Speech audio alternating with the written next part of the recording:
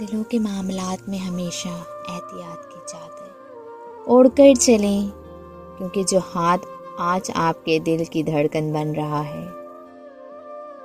وہی کل اس کے ٹکڑے بھی کر سکتا ہے۔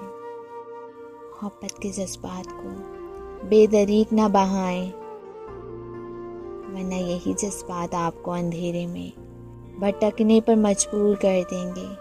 ہر شخص کے دل میں ایک خاموش جنگ چل رہی ہوتی ہے، کبھی وہ آپ کے حق میں لڑتا ہے تو کبھی آپ کے خلاف۔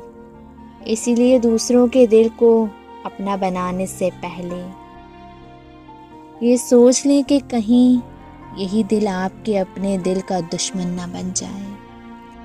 زندگی کے اس سفر میں جذبات کی گہرائیوں میں اترنا آسان ہے، مگر واپس نکلنا مشکل ہو جاتا ہے۔